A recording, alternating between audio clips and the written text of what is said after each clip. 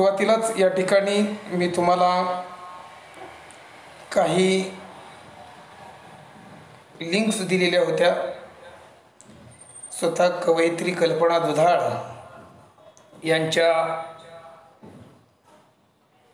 कवितेच्या विषयीचं मत आणि त्याच पद्धतीप्रमाणे दुसरी एक लिंक होती ती चंद्रकांत अकोलकर सरांच्या गायनाची।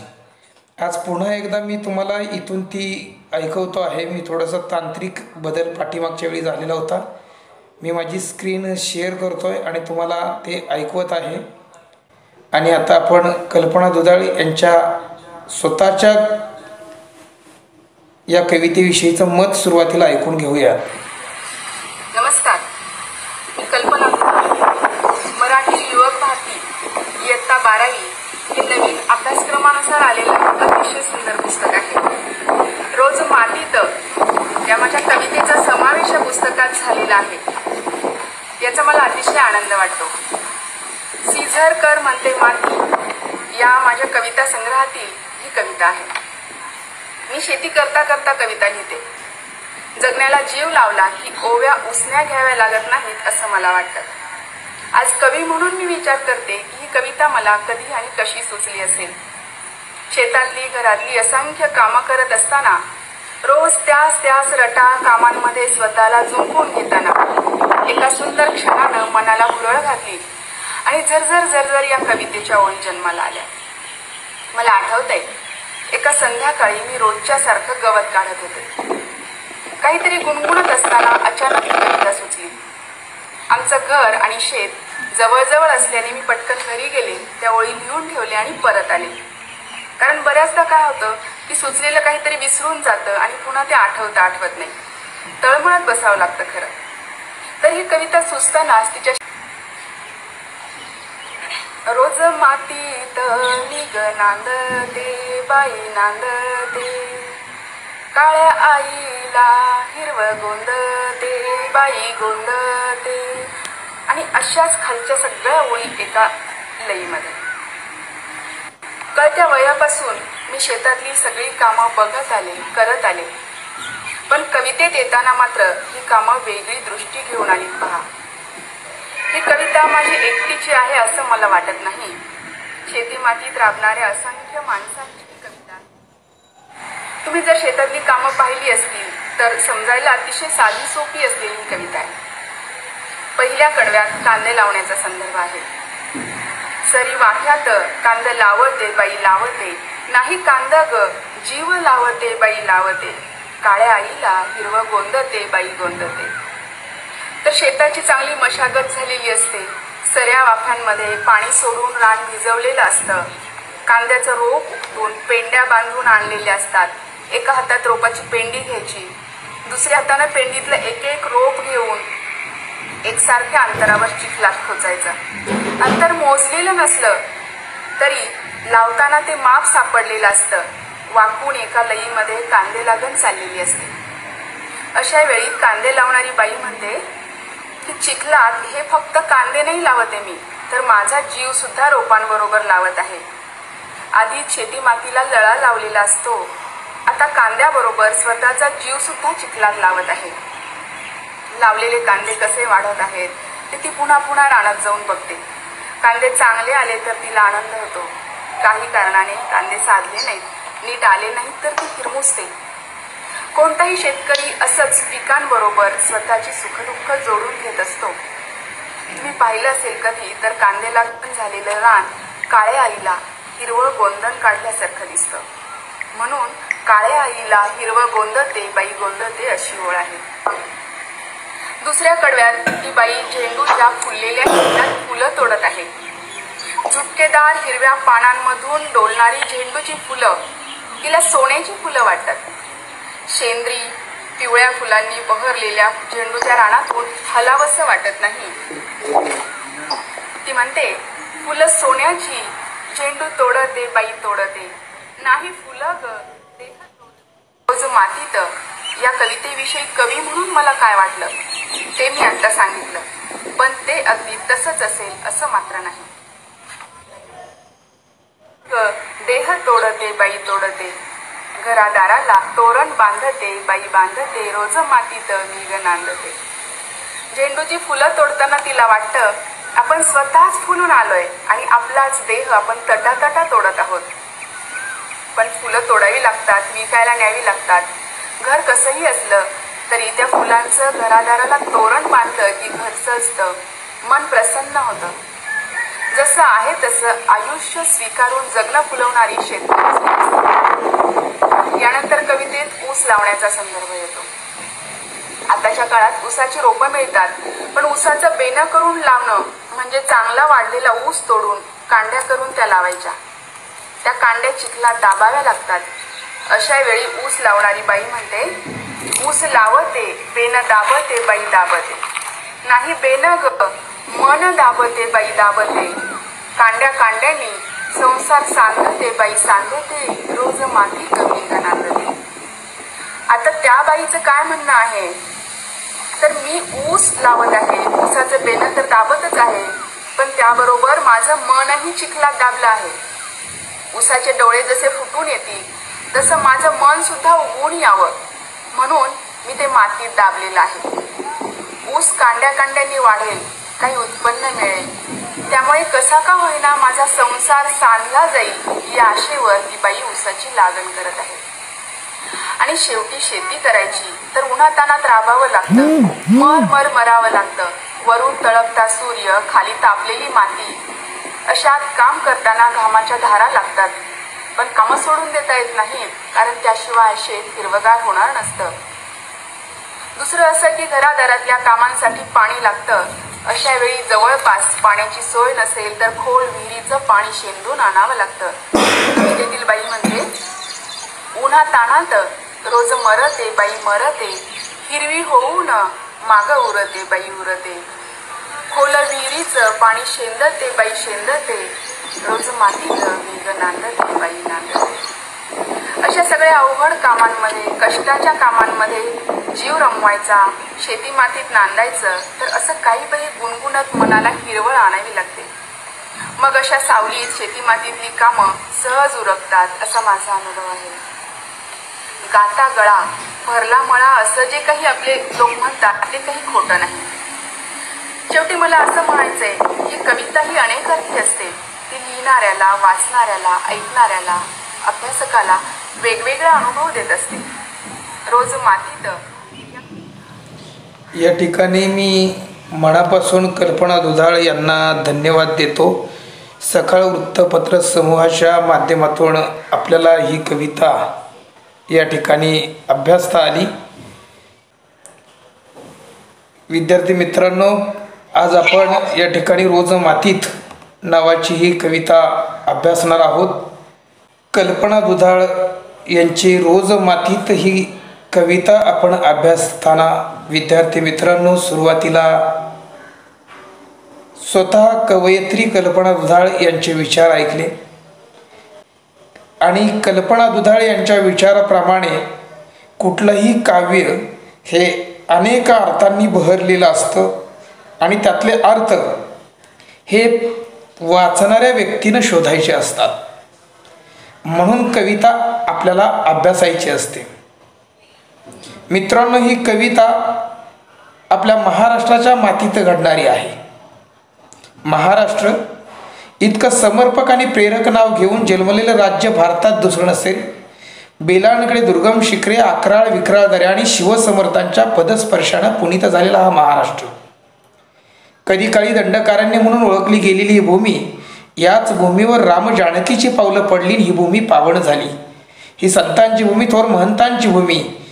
ज्या पद्धतीप्रमाणे महाराष्ट्राचा इतिहास आपण बघतो त्याच पद्धतीनं आधुनिक काळात आपण महाराष्ट्राला कृषीप्रधान संस्कृतीचं राज्य म्हणून गुणगौरव करत आहोत. तर महाराष्ट्र हा कृषीप्रधान राज्य आहे आणि शेती हा या राज्यातील लोकांचा मुख्य व्यवसाय आहे. अशावेळी या शेतीमध्ये आपण सर्वजण रोज काम करत असतो, काबाड कष्ट करत असतो आणि काबाड कष्ट करत असताना आपल्याला आपलं जीवन जे जगणं चालू आहे त्या जीवन जगण्यामध्ये अनेक संकट येत असतात. मातीशी एक नाळ जोडली गेलेली असते आणि हीच मातीशी जोडली गेलेली नाळ एक स्त्री म्हणून कल्पना दुधाळ यांनी रोज माती त्या कवितेत व्यक्त केली आहे. सिझरकर म्हणते माती या कविता संग्रहातून घेण्यात आलेली हे काव्य आहे. स्त्रीच्या जीवनाचं एक समर्पक आपल्याला जीवन या कवितेच्या माध्यमातून अभ्यासता येतं. सिझरकर म्हणते माती या कविता संग्रहास महाराष्ट्र साहित्य परिषदेचा आणि कवी कुसुमाग्रज पुरस्कार प्राप्त झालेला आहे. एकूण 28 पुरस्कारांनी कल्पना दुधाळ यांना सन्मानित करण्यात आलेला आहे. धग असेलच आसपास या कविता संग्रहास महाराष्ट्र फाउंडेशनच्या पुरस्काराने देखील सन्मानित करण्यात आलेला आहे. रोज मातीत राब राबणाऱ्या शेतकरी महिलेचं हे एक मनोगत या कवितेतून व्यक्त झालेलं आहे.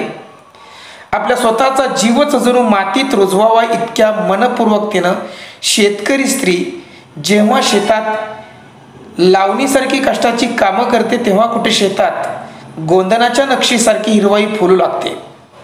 आपल्या ओढग्रस्त संसाराला हातभार लावण्यासाठी उन्हातानाची पर्वा न करता शेतकरी महिला कांद्याच्या लावणीसारखी व ऊसाच्या लागवडीसारखी अत्यंत कष्टाची कामे करत राहते.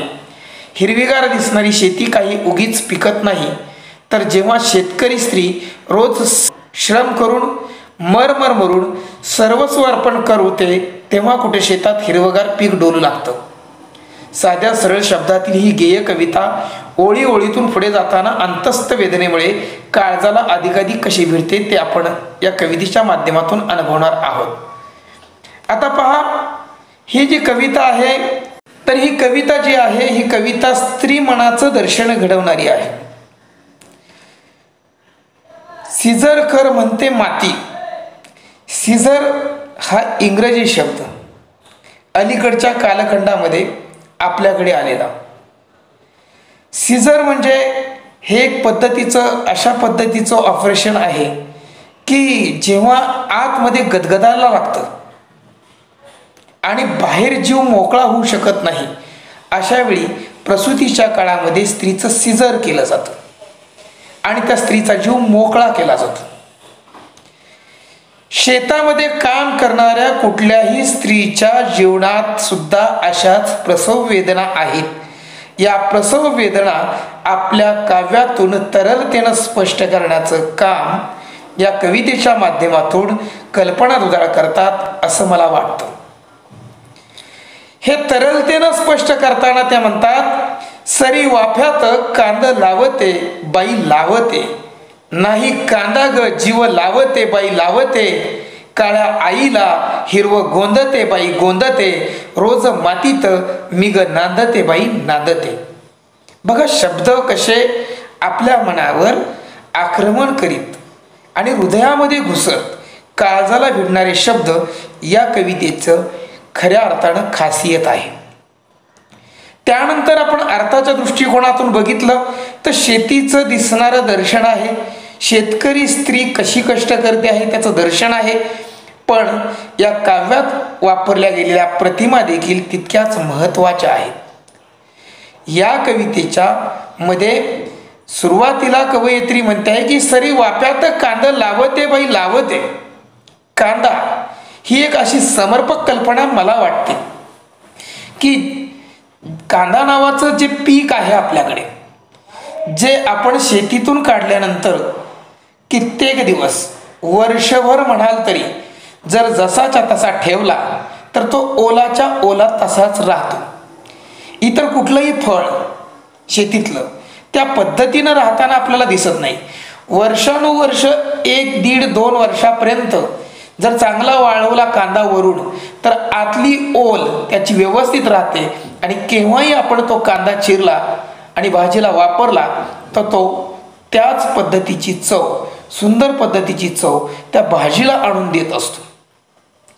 स्त्रीचं जीवन हे त्या कांद्यासारखं आहे. कांद्यासारखं म्हणण्याचं कारण असं आहे, कधी कधी स्त्री म्हणजे मुळूमुळू रडणारी व्यक्ती असं आपण कधी कधी म्हणतो, परंतु कांद्यामध्ये ओलावा आहे, भिजलेलं मन आहे. आणि जरी मुळूमुळू रडणं असलं तरी देखील हा कांदा वर्षानुवर्ष आपली ओल आतमध्ये दाबून ठेवतो, तसं प्रत्येक घरातली स्त्री त्या घराचा ओलावा आपल्या स्वतःच्या प्रत्येक कृतीतून घरामध्ये ठेवत असते. मग ती शेतकऱ्याची स्त्री असेल तर तिला कांदे लावावे लागत आहेत. कांदा कापल्यानंतर डोळ्याला पाणी येतं. इतकी ताकद त्या कांदे या प्रतिमामध्ये कल्पना दुधाळे यांनी मांडली असं मला वाटतं. आता या ठिकाणी ते म्हणतात, सरी वाफ्यात कांदा लावते बाई लावते, नाही कांदा ग जीव लावते बाई लावते. बघा, प्रत्येक घरातली स्त्री ही वेगवेगळ्या नात्यांनी प्रत्येकाची कोणी ना कोणीतरी असते. कधी आई असेल, कधी बहीण असेल, कधी मावशी असेल, कधी आत्या असेल. विविध नात्यांनी ती येत असते. ही नाती सांभाळताना ती प्रत्येकाचं तितकंच तोला मोलानं काम करत असते. त्या प्रत्येकाला जीव लावते. प्रत्येकाच्या मनात त्या घरातल्या मुख्य स्त्रीचं एक जागा असते हृदयात. आणि म्हणून हे कष्ट मी करते, कष्ट करत असताना मी जीव लावते. खरं पीक इथं जीव लावण्याचं आहे. सरी वाफ्यात कांदा लावते बाई लावते, नाही कांदा ग जीव लावते बाई लावते, काळ्या आईला हिरवं गोंदते बाई गोंदते. आता हा कांद्याच्या माध्यमातून दुःख स्त्रीचं दिसतंय. जीव लावते आहे म्हणजे प्रत्येकावर तरी देखील तिला त्रास होतो आहे. सर्वांचं सर्व करणं शक्य होत नाही कधी कधी, तरी देखील ती पूर्ण जीव लावून त्या सर्वांसाठी ती करते आहे. फक्त तिला एकच गोष्ट हवी आहे, आपलं जे हे घर आहे हे घर हिरवगार जमिनीसारखं फुलून आलं पाहिजे. काळ्या मातीमध्ये पेरणी केली जाते, हिरवगार पीक उगवून येतं आणि त्या हिरवगार पिकामुळं शिवार डोलू लागतं. तसंच त्या जे पीक हिरवगार डोलतं शेतामध्ये, त्याच पद्धतीप्रमाणे बाई देखील ज्या पद्धतीने एखादा दाणा पेरलेला कुठलाही असेल, कांद्याचा असेल किंवा इतर कुठलाही असेल, तो पेरल्यानंतर त्याला जमिनीच्या बाहेर येण्यासाठी स्वतःला आतमध्ये गोंदून घ्यावं लागतं. तुम्ही सर्व विद्यार्थी अलीकडच्या काळातले आहात.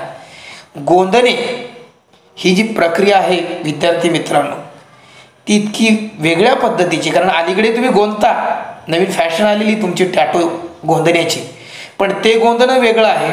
आणि पूर्वीच्या काळी जे गोंदलं जायचं त्याच्या वेदना ज्या आहेत त्या वेदना जीव घेण्या असायच्या. कधी कधी ते गोंदलेलं उतायचं आणि एकदा जर का गोंदलं तर ते आयुष्यभर मिटवलं जात नाही. आता तुम्ही टॅटो गोंदता 2 दिवसासाठी, 1 दिवसासाठी, त्याच्यामध्ये कायमचं गोंधणं नाही. त्या टॅटोमध्ये वेदना नाहीत. ओरिजिनल टॅटो गोंदला असेल तुम्ही तर ती गोष्ट वेगळी आहे. परंतु जर समजा तुम्ही कधी कधी फक्त आनंद मिळवण्यासाठी, शरीराच्या शृंगारासाठी गोंदला असेल तर त्याच्यामध्ये दुखणं नाही. परंतु इथला गोंदणे हा शब्द दुःखाच्या विपरीत अशा पद्धतीचा आहे. आणि म्हणूनच काळ्या आईला हिरवं गोंदते बाई गोंदते, वेदनेतून आलेला तो कोंब आहे.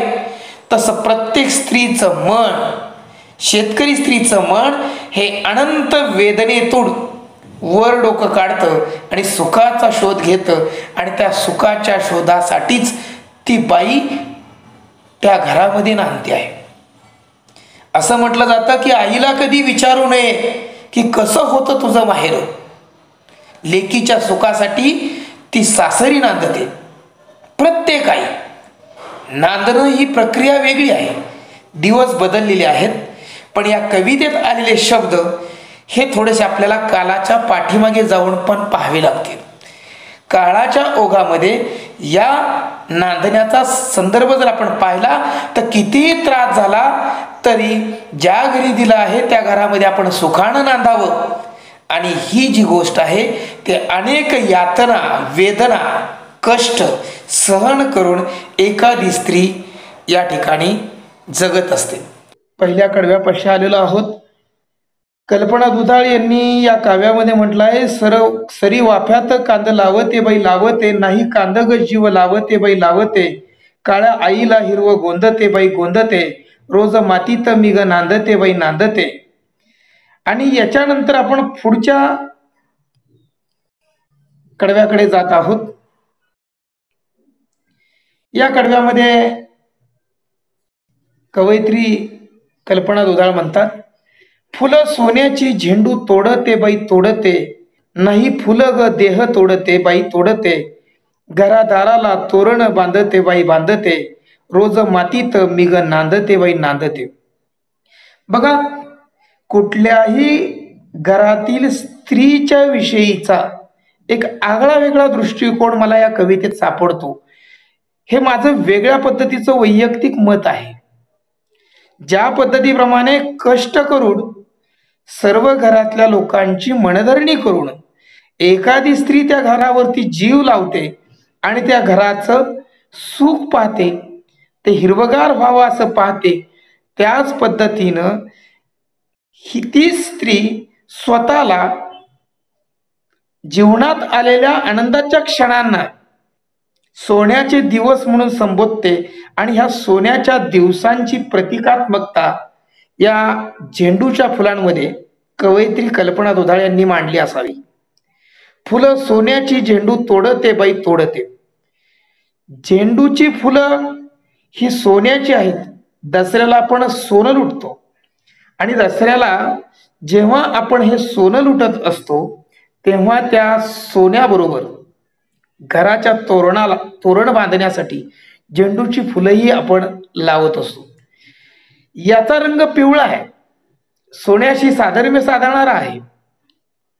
झेंडूमध्ये विविध प्रकार आहेत, परंतु सोनेरी रंगाचा हा झेंडू ज्यावेळेस दसऱ्यावर घराघरांवर फुलतो, किंबहुना आजच्या पेक्षा पूर्वीचा जर कालखंड पाहिला तर त्या कालखंडामध्ये घर, दुकान, बाजारपेठा सर्व झेंडूच्या फुलांनी बहरून गेलेल्या असायच्या दसऱ्याच्या दिवशी. तसाच जीवन म्हटलं की कष्ट आहे, दुःख आहे, वेदना आहे, पण या सर्वांमध्ये कधी कधी सुखाची सुद्धा एक संकल्पना आहे. एखादा सुखाचा दिवस आहे. हा सुखाचा दिवस नेमके पद्धतीनं या कवितेमध्ये रोज मातीत म्हणजे कष्ट करण्याच्या दिवसांमध्ये कवयित्री कल्पना दुधाळ यांनी पकडून ठेवलेला आहे. आणि म्हणून ते म्हणतात की फुलं सोन्याची झेंडू तोडते बाई तोडते, नाही फुलं ग देह तोडते बाई तोडते. बघा, हे झेंडूचं फूल सोन्याचं आहे म्हणजे घरातली स्त्री एखाद्या सणावारी सुंदर पद्धतीनं नटून थटून आनंदानं बागडत असताना जरी दिसत असेल तर त्याच्या पाठीमागचं कष्ट तिनं जे उपसलं आहे तेही तितकंच महत्वाचं आहे. एक दिवस जरी ती हसत असेल तरी त्या मुखवट्याच्या आड मात्र वेदना आहेत, जीवन जगण्यातलं दुःख आहे.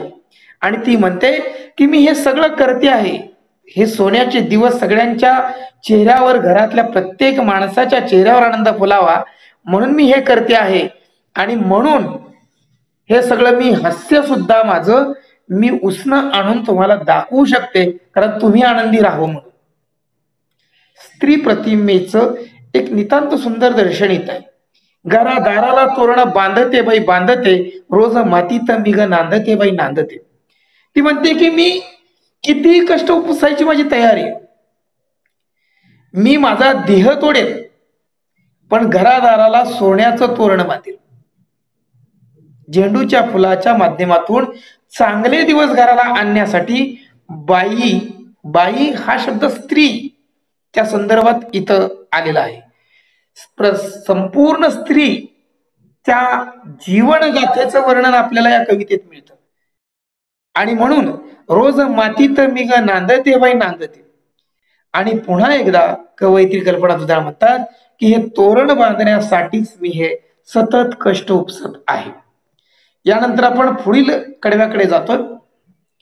ऊस लावते बेन दाबते बाई दाबते, नाही बेन ग मन दाबते बाई दाबते, काड्या काड्यांनी संसार सांधते बाई सांधते, रोज मातीत मिग नांदते बाई नांदते. आता बघा, हे तिसरं कडवं नवीन प्रतिमा, नवीन गोष्टी घेऊन येतं. ती स्त्री आहे, कांदे लावण्याचं काम असेल तर एक एक रोप लावावं लागतं, ऊसाचं बेन पायानं दाबावं लागतं, सरीमध्ये वाफ्यामध्ये. आणि मग ऊस लावते बिन दाबते बाई दाबते. मी ऊस लावते, मी कांदा लावते. ऊस ही प्रतिमा साखरेशी संदर्भात, गोड रसाशी संदर्भात इथं आलेली आहे. सगळ्या घराचा गोड व्हावं, सगळ्या घराला आनंद प्राप्त व्हावा, यासाठी कितीही कष्ट उपसण्याची तयारी. कष्ट म्हणजे बेनय. आपण कधी कधी बघा हा शिवीवाचक शब्द सुद्धा वापरतो, बेन. बेन शहाणं नाही असं आपण म्हणतो. उसाचं काटकं असतं ज्याच्यावर डोळा असतो, ते लावलं जातं, वरच्या बाजूला तो डोळा ठेवला जातो आणि त्यातून ऊस फुटतो, निबर ऊस असतो. तसं एखाद्या वाईट कृती करणाऱ्या व्यक्ती संदर्भात आपण हा शब्द प्रयोग करतो. पण इथं मात्र बेन हा शब्द आपल्याला उपसलं जाणारं कष्ट, खूप जसं उसाचं कांड, त्याच्या आत गोड रस आहे, पण तो केव्हा, जेव्हा तो चरकातून आपण त्याचा रस काढू तेव्हा हा गोड रस आपल्याला मिळतो. त्यासाठी त्या उसाला त्या चरकातून जीव घेण्या वेदना सहन कराव्या लागतात. या जीव घेण्या वेदना सहन ऊस करतो तेव्हा रस बाहेर पडतो. स्त्री सुद्धा जीव घेण्या वेदना सहन करते आणि मग तिच्या जीवनामधला आनंद ती इतरांना वाटू शकते. आणि म्हणून ऊस लावते बेन दाबते बाई दाबते, नाही बेन ग मन दाबते बाई दाबते. जणू काही मी पायाखाली, कारण कांदे हाताने लावले जातात, ऊस पायानं बेन दाबलं जात. आपलं मन पायाखाली घेण्याची ताकद, अफाट शक्ती परमेश्वरानं स्त्रीत्वात दडवून ठेवलेली. आणि ती स्त्रीत्वात दडवून ठेवलेली शक्ती या ठिकाणी कल्पना दुधाळ यांनी या प्रतिमेच्या माध्यमातून या ठिकाणी मांडली आहे. कांड्या कांड्यांनी संसार साधते. बघा, ज्यावेळेस उसाचं बेन दाबलं जातं, त्याच्या कांड्या कांड्या असतात संपूर्ण शेधभर, ते लावायचं, त्याला नंतर कोंब फुटतो आणि सगळ्या शिवारात ऊस येतो. बहरत शिवार, सगळीकडे ऊस होतो आणि रसाचा गोडवा आधार बनलं जातं, एक गाव बनलं जातं गोडव्याचं. ही कल्पना आहे. कांड्या कांड्यांनी संसार साधते. अख्खं शेत जर समजा ऊसाचं बहरलेलं बघायचं असेल तर ते केवळ एक बीन नाही बहरलेलं, अनेक कांड्या लावलेल्या, त्यातून कोंब उगवून आले, त्यातून ऊस उगवून आला आणि मग ते शिवार बहरलेलं आहे, त्यात गोडवा निर्माण झालेला आहे. आणि इथं मी कितीही कष्ट सहन करण्याची तयारी ठेवत असतानाच जीवनात येणाऱ्या छोट्या छोट्या संकटांना न डगमगणारी स्त्री इथं चित्रित केलेली.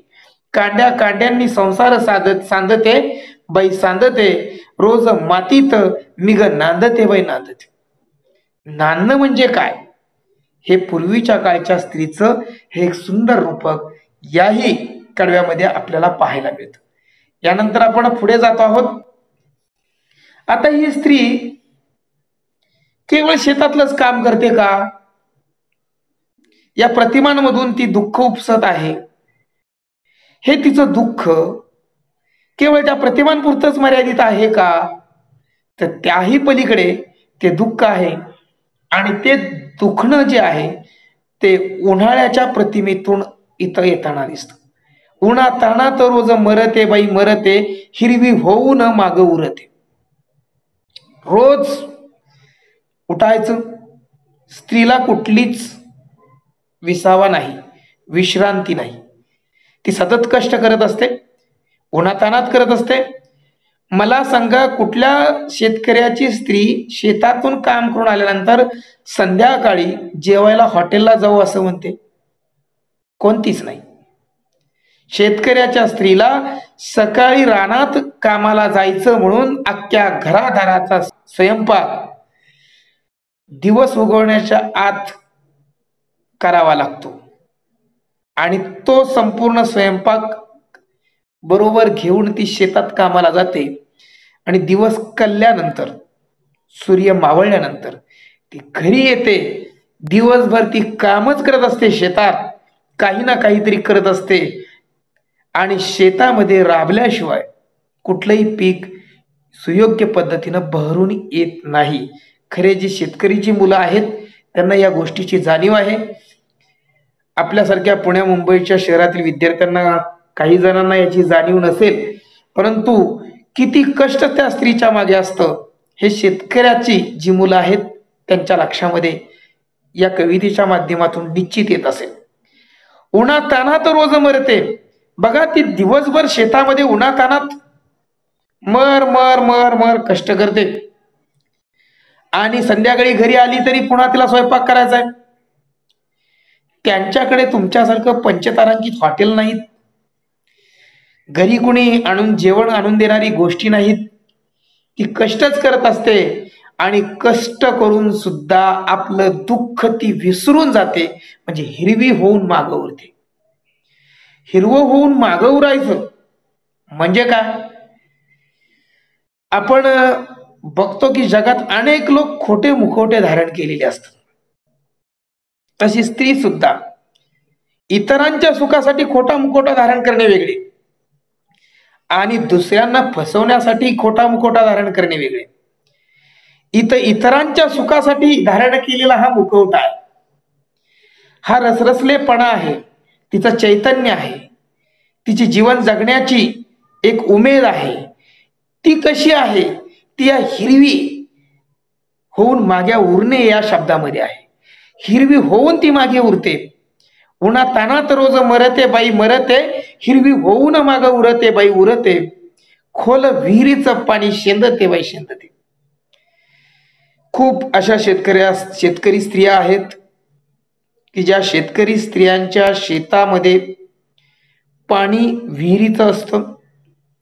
आपण जर समजा महाराष्ट्राची शेती पाहिली तर सर्वांच्याकडेच बागायती शेती नाहीये. काही कोरडवाहू आहे, काही जिरायती आहे. अशा कोरडवाहू, जिरायती शेतांमध्ये ज्या विहिरी आहेत त्या विहिरींचं पाणी त्या त्या भागाच्या पाणी पातळीनुसार खाली गेलेलं असतं. 20 परस पाणी खाली असतं, 25 परस पाणी खाली असतं आणि शेतकरी कुटुंबात एकत्र कुटुंब पद्धती असते. अशा वेळी ती शेतकऱ्याची स्त्री त्या सर्व लोकांचं पाणी शेंदून आणते आणि पाणी वाहिल्यानंतरच ती गोष्ट समजू शकते. 10, 12, 15 लोकांचं पाणी शेंदेल त्यावेळी कळतं की काय आहे आणि ते रोजच शेंदायचं. तेव्हा कष्ट म्हणजे काय उपसावे लागतात ही गोष्ट आपल्याला लक्षात येतं. कारण खेडेगावामध्ये पुरुषप्रधान संस्कृती आपण बऱ्यापैकी स्वीकारली. अलीकडे आपण स्त्रीला काही प्रमाणात मान देत आहोत. दिवस बदलत आहेत, चांगली सुखावह गोष्ट आहे. पण तरीही आज शेतकऱ्याच्या घरामध्ये कित्येक ठिकाणी स्त्रीला ही सर्व कामं आज देखील करावी लागतात आणि म्हणून खोल विहिरीचं पाणी ती शेंदून आणते आणि रोज मातीत मी नांदते वय नांदते आणि ती म्हणते की मी तरी देखील जिवंत आहे. एवढं सगळं कष्ट उपसते, सगळं काही करते, तरी मी जिवंत आहे कारण घरासाठी. आणि हाच संदर्भ आपल्याला या कविता संग्रहात मिळतो. सिजरकर म्हणते माती. मातीच्या खाली टाकलेलं बियाणं जेव्हा जमिनीत उब धरतं, वाफवा येतो, त्याला कोंब येतो, तो कोंब डोकं वर काढतो आणि ते ज्यावेळेस त्या जमिनीवरती त्या कोंबानं डोकं वर काढलं जातं तेव्हा ते सगळं शेत असं हिरवगार. थोडक्यात मित्रांनो, या ठिकाणी कवयत्रीनं सिजरकर म्हणते माती या कवितेतील या कविता संग्रहातील ही कविता कशा पद्धतीचं दुःख इथे आपल्याला भोगावं लागतं याचं दर्शन घडवते. आणि म्हणून कल्पना दुधाळ यांच्या कवितेत रोज मातीतलं काबाड कष्ट आपल्या लक्षामध्ये येतं. अशा पद्धतीचा आशय आणि रसग्रहण मी या ठिकाणी तुम्हाला केलेला आहे आणि धन्यवाद.